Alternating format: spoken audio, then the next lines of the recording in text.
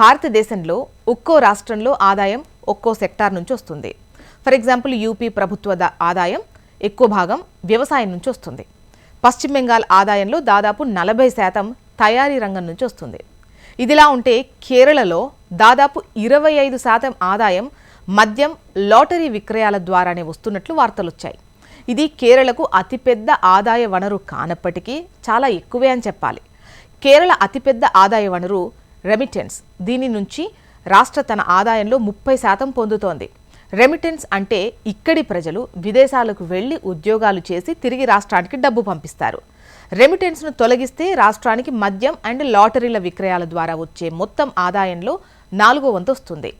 Times of India నుంచి వచ్చిన వార్తల ప్రకారం కేరళలో మద్యం లాటరీ టికెట్ల విక్రయం 2023-24 ఆర్థిక సంవత్సరంలో రాష్ట్రానికి 2 ప్రధాన ఆదాయ వనరులుగా మొత్తం 31,618 కోట్లు అందించింది.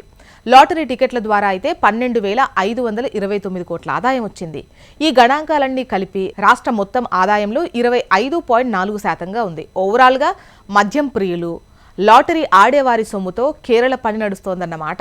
ఇక్కడ భారతీయ జనతా పార్టీ ఒక్కసారి కూడా ప్రభుత్వాన్ని ఏర్పాటు చేయలేకపోయింది. గుజరాత్లో చాలా కాలంగా బీజేపీ ప్రభుత్వం ఉన్నందున అక్కడ సంపూర్ణ మద్య నిషేధం ఉందన్న విషయం మనకు తెలిసిందే. ఇప్పుడు గుజరాత్ పొడి రాష్ట్రం 2023-24 ఆర్థిక సంవత్సరంలో కేరళలో 20,000 కోట్ల మద్య విక్రయాలు జరిగాయి. 19,088 కోట్లకు చేరుకుంది. ఇక 22-23 ఆర్థిక సంవత్సరానికి వచ్చేసరికి అది 18,510 కోట్లకు ఎక్కువే అని చెప్పాలి. ఈ సంఖ్య రాష్ట్ర ఆర్థిక స్థితిని ప్రతిబింబిస్తుంది. మద్యం అమ్మకం రాష్ట్ర ఆదాయానికి గణనీయంగా దోహదపడుతుంది. లాటరీ టికెట్ల విక్రయం ద్వారా వచ్చే ఆదాయం కూడా రాష్ట్ర ఆదాయానికి గణనీయంగా దోహదపడుతుంది. అయితే ఈ క్లెయిమ్ చేసుకోనటువంటి లాటరీ బహుమతుల గురించి ఆందోళనలు అయితే ఉన్నాయి. ఇలా ఎంతమంది ఆదాయం సమకూర్చుకున్నారు అనే దానిపై ప్రభుత్వం స్పష్టత ఇవ్వలేదు. సెంట్రల్ లాటరీస్ రూల్ 2010 ప్రకారం బహుమతులు గెలుచుకున్న లాటరీల నుంచి వచ్చిన డబ్బుకు సంబంధించిన రికార్డులను ప్రభుత్వం సిద్ధం చేయడం లేదా నిర్వహించాల్సిన అవసరం లేదు. ఈ కారణంగా క్లెయిమ్ చెయ్యని బహుమతుల నుంచి సేకరించిన మొత్తం ఇంకా తెలీదు. మిగిలిన రాష్ట్రాల ప్రధాన వనరులేంటి, భారతదేశంలోని వివిధ రాష్ట్రాల ఆదాయ వనరుల గురించి కూడా తెలుసుకుందాం. ఉత్తరప్రదేశ్, పంజాబ్, హర్యానా వంటి రాష్ట్రాల్లో వ్యవసాయం అతిపెద్ద ఆదాయ వనరు. వారి మొత్తం ఆదాయంలో దాదాపు 35-40% వాటా ఉంది. అయితే గుజరాత్, మహారాష్ట్ర, తమిళనాడు వంటి రాష్ట్రాల్లో తయారీ, సేవల రంగాలు అతిపెద్ద ఆదాయ వనరులు. ఇది వారి మొత్తం ఆదాయంలో 40-45% ఉంటుంది. కేరళ, గోవా వంటి రాష్ట్రాల్లో పర్యాటకం ఒక ముఖ్యమైన ఆదాయ వనరు.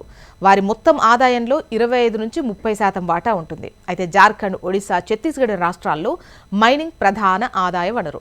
వారి మొత్తంలో 30% వాటా ఉంటుంది. హిమాచల్ ప్రదేశ్, ఉత్తరాఖండ్, సిక్కిం వంటి కొన్ని రాష్ట్రాల్లో జల విద్యుత్ ఒక ముఖ్యమైన ఆదాయ వనరు.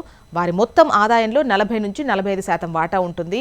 ఈ రాష్ట్రాల్లో విద్యుత్ను ఉత్పత్తి చేసి రాష్ట్రానికి ఆదాయాన్ని అందించే జల విద్యుత్ ప్రాజెక్టులు స్థాపించబడ్డాయి. అంతేకాకుండా కర్ణాటక, తెలంగాణ, తమిళనాడు వంటి కొన్ని రాష్ట్రాల్లో ఐటీఎస్ ఒక ముఖ్యమైన ఆదాయ వనరు. వారి మొత్తం ఆదాయంలో 35-40% వాటా కలిగి ఉంటుంది. ఇక రాష్ట్రానికి ఆదాయాన్ని అందించే అనేక ఐటీ కంపెనీలు ఈ రాష్ట్రాల్లో ఉన్నాయి. వారి మొత్తం ఆదాయంలో 35-40% వాటా కలిగి ఉన్నాయి.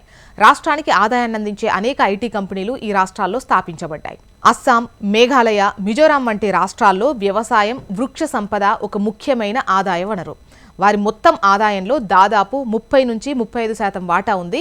త్రిపుర, నాగాలాండ్ వంటి రాష్ట్రాల్లో వ్యవసాయం, హస్తకళలు ప్రధాన ఆదాయ వనరు.